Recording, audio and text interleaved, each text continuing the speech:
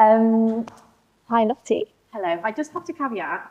I've just come from a 3-year-old birthday party. Fun. Kind of feeling a little bit tired, but we're here and we've made it. Tired vibes are some of the best vibes for I know interviews. this 3-year-old birthday party is a bit wild. This is real. If anyone's been to many, but it's a lot of fun. As Paul said, it is our monthly Hope service. I've really enjoyed these services over the last 6 to 12 months. I don't know how long we've been doing it now, but they're such a great opportunity to not only remember what God has done in our lives, but also for us all to get to know one another a little bit better. So at the start of every one, we always say, if you have been sitting there and thinking, I'd love the opportunity to share what God has done in my life, then do speak to us afterwards. Everybody's got a story, so please do think about sharing yours. But today, I have the privilege of getting to interview my good friend, Lottie. So let's start at the beginning. We know your name, but tell us a little bit about yourself for those who maybe don't know you, who maybe you're not usually at the evening service because you've got a little boy to look after. But yeah, tell us about yourself. See a lot taller, bearded man, my better half. He's normally here, so I'm normally at home with our lovely little boy. Not yet 3, but he's 2.5, so we're getting there. But yeah, kind of background to me is I grew up in a place called Shropshire in England, so I'm not from Jersey. And yeah, I had a really, really good upbringing, really like great fond memories of that town. Lots of green, lots of like big open spaces, really great primary school, and really great church. Um, and it was a Baptist church, and I always remember my mum and dad being like so involved in the church and kind of setting a really good example for me, my brother and sister. And it was always we weren't not allowed to go to church. I remember my mum having a conversation with my brother once, saying if he was like, Mum, when can I not go to church? If you're still living with me at 35, we'll have a conversation. So it was always expected that we go to church, and actually it was great. Really loved it. From kind of being really little, kind of going up into kind of the older ages of primary school. Yeah, like really great, really secure, good home church life. We're talking a bit about where your faith started and the fact that it did really start at those foundational roots at home, the practices that were like just part of your week. You talked about your mum having a Bible study that you were always aware of. Which is really cool, actually. So growing up, I always had my mum always had a home group in her home, and I remember sitting on the stairs because you can kind of see could kind of see into the lounge at one point, and the stairs like a little bit. And I was used to sit. I was supposed to be in bed, but I was sit and like watch them. And then as I got a little bit older, I was allowed to like join them for at least 10, 20 minutes. And then I was told to go to bed. But yeah, just like amazing example of my parents like opening up their home, and that's definitely something that I've taken away from kind of my holding on onto my faith is my home is your home. You're so welcome. And yeah, now I'm leading a home group in our church with Lottie, which is really great. And yeah, kind of setting really good foundation. But yeah, I was speaking to Esther, and I was saying like fundamental for me anyway in my Christian life, like fundamental things that have definitely like shown me in my faith journey that those things and those core values really have stuck through. Being consistent with church, having a community that's not just the church family, but a smaller, more connected community, and then yeah, kind of exploring faith with your church as well.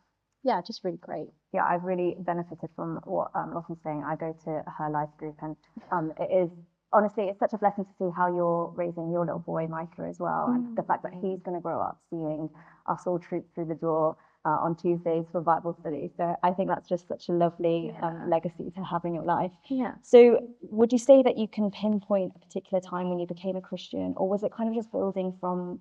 Yeah. Where? So I remember, so kind of as we got older, so there was a period in my life where we didn't live in Shropshire. So part of my kind of upbringing was that we also lived in Dubai at one point. So my dad was in construction, still is in construction, and we moved to the Middle East for quite a few years. And actually, my sister never left; she's still there, so she's loving it, still there.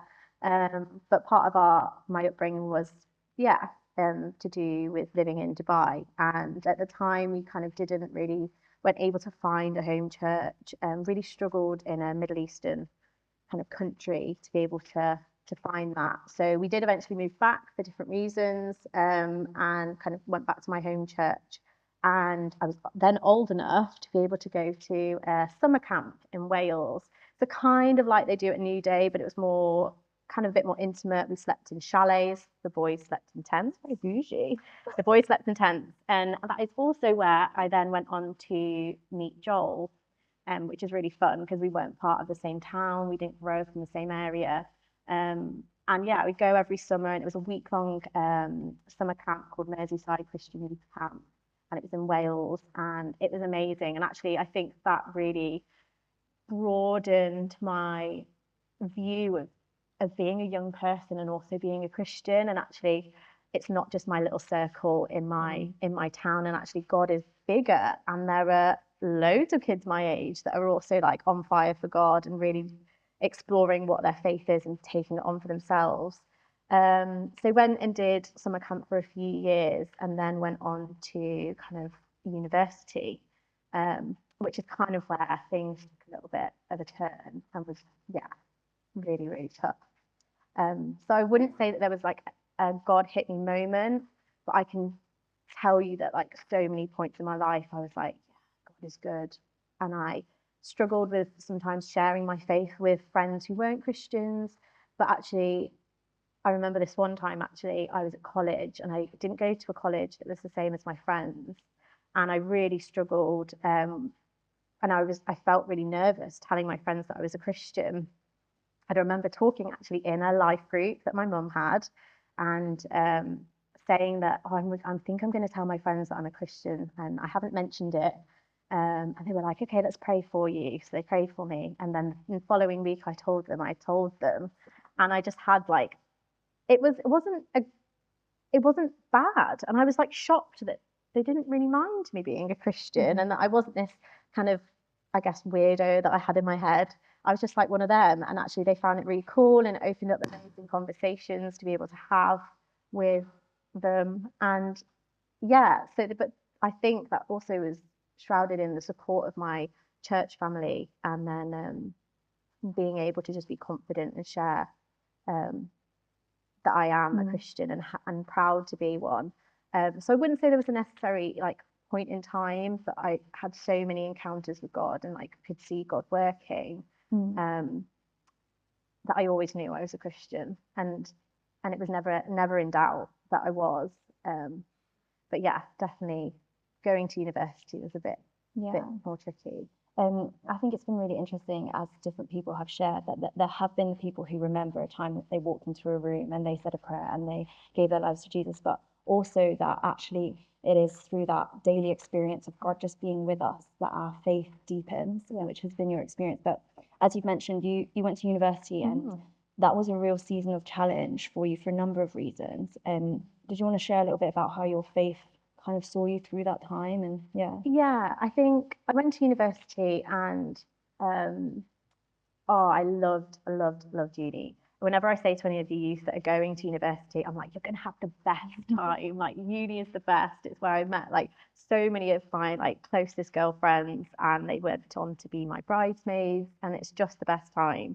I understand it's not for everyone, but I would encourage you, if you're thinking about going to uni, you're just gonna have the best time. It was so good, but hard work, very hard work. Please remember the work. But yeah, I went to uni, and it was around kind of going into my second year. I'd had a relationship before that kind of wasn't great. And I was also then going into kind of halfway through my second year with my parents getting divorced. There's a lot that goes with that, and it still makes me so emotional today because I love my mum and dad, and I wish they'd stay together, but they're so much better not being together. But it was like one of the hardest things, and my dad also was really struggling with stuff and was gone for a while. And my relationship with my brother broke down a little bit, and it was just really, really hard. And I'm getting emotional because it was really, really hard. And actually, it's really interesting thinking back to all of that going on, that God was so good. And actually, throughout all of it, up until that point in my life, it was praying and reading the Bible that got me through. And it was that up until that point in my life, it was the time that I read it the most. When actually going through that, I could have so easily withdrawn, and I did at times. And I had, at times my actions didn't really speak the way that I wanted to, and it wasn't great at times, but actually I did read my Bible. And it's really interesting when I think back to that time, because that's also, I'd known Joel my whole kind of from my teenage years. And actually he'd grown up in a different town, and he'd been a really great friend. And I always think back, like, the Joel that I know today is not the 14-year-old Joel that I knew back then. He was always a bit weird. He was a bit weird. He was like, he hadn't grown, I say he hadn't grown into himself. He was a little bit tall, a little bit skinny, and wore extra, extra, extra large tops. Why did he do that? Really He had a odd. ponytail as well, right? And he Just also had a sticking out man there. bun. I did like the man bun, actually. It was great.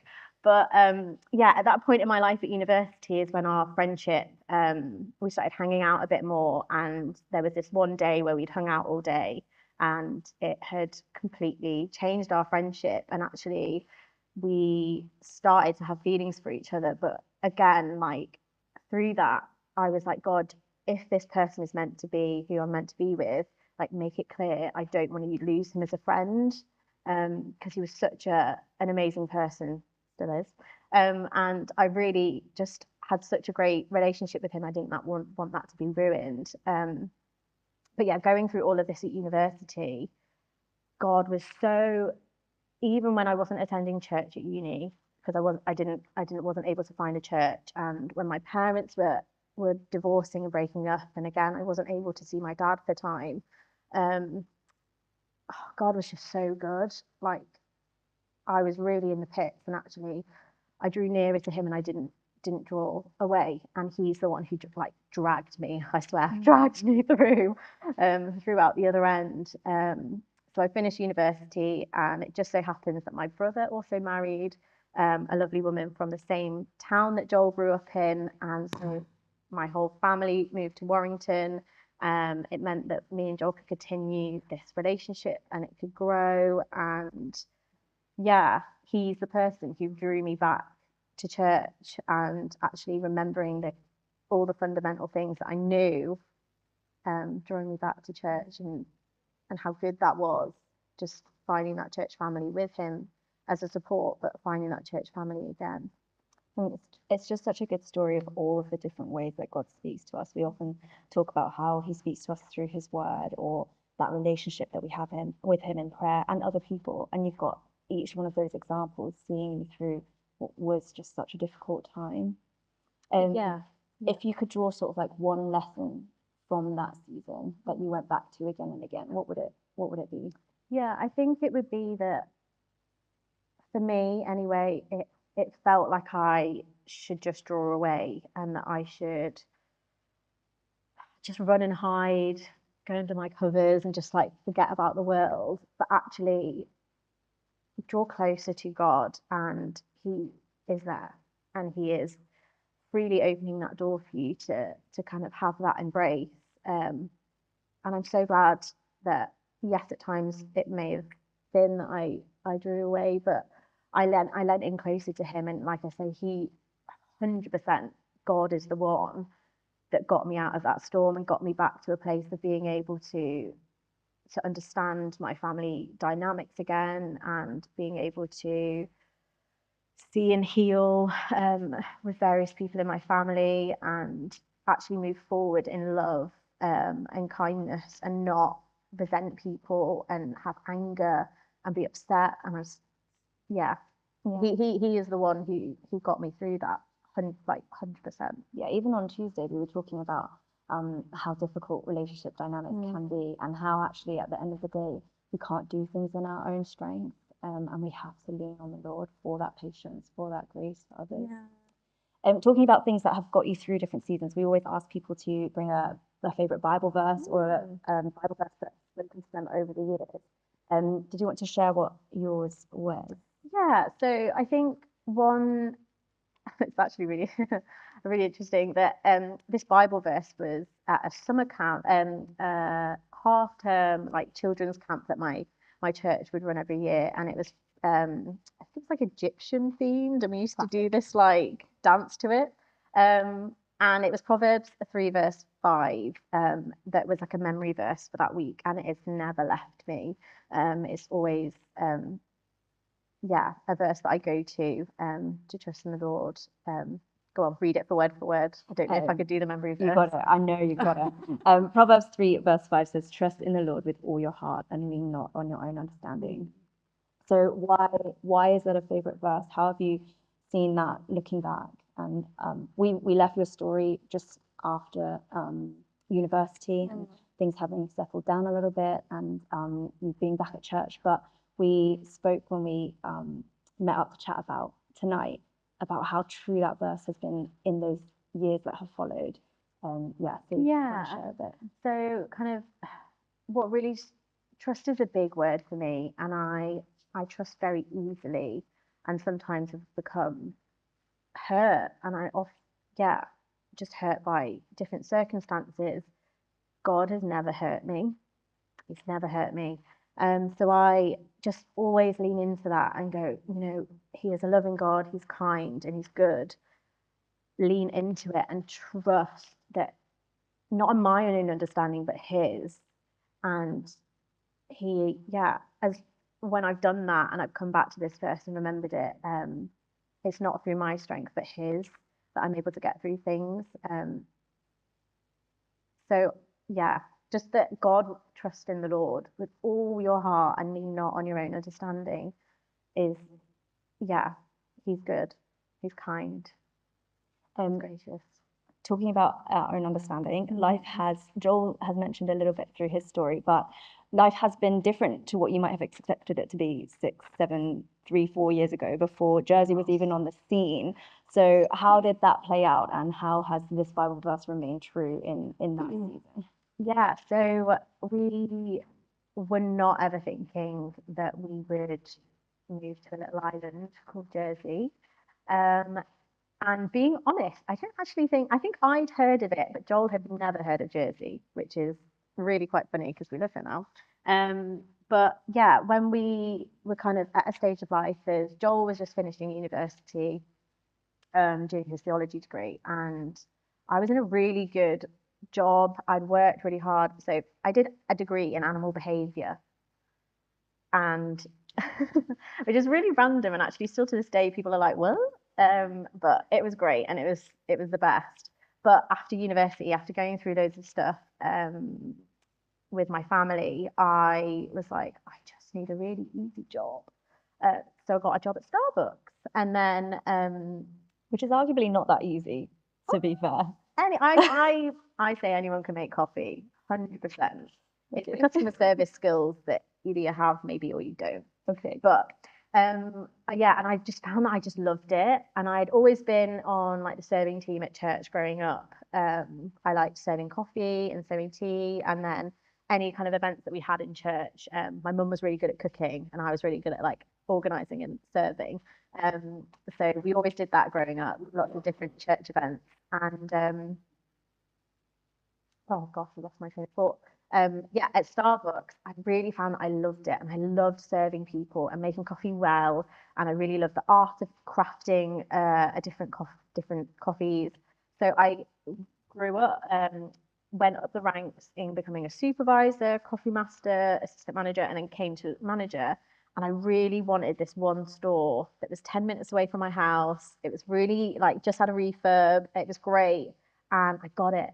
And I got this store, and it was a drive-through, and it was great. And I basically God had given me my dream job, and I got there, and it was, as I say, coming towards the end of Joel coming out of university, and we were actually up in Scotland, and we were just talking to a friend about like what jobs there could be for Joel at the end, and then he came across Jersey's advert, and obviously you guys have done an amazing job. There's a picture of St. Ovens Bay in the gorgeous sunshine, and Joel was like, well, that's a bit nice. Clicked on it. we applied, and I said to him, what's the harm in applying? Let's see. Got an interview, and then the next thing we know, we're flying out to Jersey to come and meet you guys and have a weekend. And it was really interesting that the whole way through that, I was okay. I had this dream job that like surely I didn't want to leave, but actually I was okay, and I was so happy to like go into whatever open opportunity and whatever journey and call that God has for us. We'll go. You call, we'll go. And we had the weekend, and we had a really fun drive around the island. The best tour guide that you could possibly have You know asked what? for. Until we spoke the other day, I'd so forgotten that. And actually, context. So we'd had this gorgeous day of like going and meeting and having coffee with some of the team from church, and then there was lots of different kind of meetings and kind of interviews that Joel was having throughout the day, and it was kind of split up with a tour of Jersey. Let's show off Jersey, show you guys the island. Esther here was our driver, and I would say and I would still say I'm not car sick. I'm not a very car sick person. I felt so car sick. Oh my gosh. So there's Esther driving, Joel in the front seat, and me sat in the back going, oh, I was just, oh, it was horrible. And any time that we made a stop to look at a view, I was like, get me out. That's literally what the car did as well. Get me out of this car. Oh my gosh. And the whole time, Joel's like happy chatting away, doing his thing. Esther's like, they're bouncing off each other, and I'm just sat in the back. They go, you're right, Lottie. And I go, You covered it well. I was still saying that. Do you think? Anyways, I got out and I was like, Joel, I feel so ill. Oh my gosh, what is this? I went for a lie down. I think there was like a meal in the evening or something that we had to go to, and I felt okay to go there. But oh, I just felt so ill. Turns out I was pregnant. It wasn't just my driving, guys. And I got home, and we caveat to the story is I came to Jersey pregnant with our little boy Micah, who I didn't know was a boy at the time, but it wasn't Esther's driving. In my head, I had that. Contribute, to be fair. Like, in my head, I had that Esther was the worst driver. I was never going to get in a car with her. But no, I was like 3 weeks pregnant or something, and that was the reason. So I always find that really funny because that was not an enjoyable car ride. The island was beautiful, but not the driving. But anyways, we've done this weekend, and I think towards the end of the weekend, it was kind of, you guys seemed really happy with Joel, us coming over, and I think, if I'm not wrong, there was a phone call where the job was offered before we left, and it was amazing. But we were like, the ball is now in our court. We've come, and you guys have seen us, and we took a walk on St. Oban's Bay, and we were walking. We're like, this is a little bit of a joke. We don't have this in Warrington. We don't have beaches and gorgeous bits of sea. And that was like one of the beaches. There was loads of beaches, but we were walking and we were talking, and it got to the point where we kind of stopped and we're like, we're trying to find a reason not to come. But actually, like, there'd been quite a few moments out of the weekend where God had clearly spoken to us, and conversations that we'd had being like, this is where we're meant to be. But we were literally and talking, and we were kind of looking at each other, and we had such a wave of peace of like, this is where we're supposed to be. And actually, we're flying home on the plane, but this is going to be our home. And it's been such an amazing journey being here and growing our family, now family of 3. And this church and everyone in it has been such an amazing support with us, and especially with moving different countries and not having family here, going through kind of pregnancy and then birth. And again, like, being supported by a church has just been the biggest thing. And it is so nice that the home and the comfort and the safety that I had growing up, Mike has got here in this home. And not to say that family and church aren't complicated, and we're all yeah, we're also doing life for the first time, but it's such a joy doing that here and knowing and trusting that God, He's got us and He's got us throughout all of that. But yeah, I think going back to the verse and kind of where I am now compared where I was at university, yeah, God has been so good, and like I said, it's not been easy, but he's brought us through that, and there's been a lot of peace over a lot of the unknown and what life will look like. Yeah, it's such a cool story. The verse that follows, Proverbs 3 verse 5 is, in all your ways acknowledge him and he will make your paths straight. And I think whenever I get to chat to you about the story that you have been on and you and Joel have been on, that just feels so evident that yeah, it wasn't your own understanding that you were relying on. You had this dream job, you were expecting, you know, much sooner than you expected to be expecting, but that he made that path straight, and it wasn't this journey here. In the ups and downs in your life haven't always been simple. We, when we were talking in the week about this, I think one of the things that I find most powerful about your story is that not every prayer that you prayed ended being answered the way that you thought that you wanted it to be answered. You know, the time at university was a painful time, and your parents, you know, are in a good place now. They made the decisions that was best for them, but it wasn't the prayer that you prayed originally, right? But then on the other hand, there's prayers that have been answered in ways immeasurably more than you could have imagined, like this island being home for now. But that your faith in both of those instances has grown, and your trust in God has been that anchor throughout. Massively. Did you have any last lesson that you, or message that you would give to someone who might be weighing this up for themselves, might be thinking, this sounds really good, but how do I make that step to trust in God? Oh, not an easy question. I think, of course, always pray about it. And I understand that, especially in life and at kind of tricky roads, where you're not sure where life is going or whether you are ready to make the commitment in faith, but just pray about it and talk to a friend about it and just journey that with them. I know that in life, for me, it's always been easier journeying that with someone else, not doing it alone, because you are not alone. God is always there. But if you have that friend and you have that person that you can be like, oh, this is tough, because life is tough.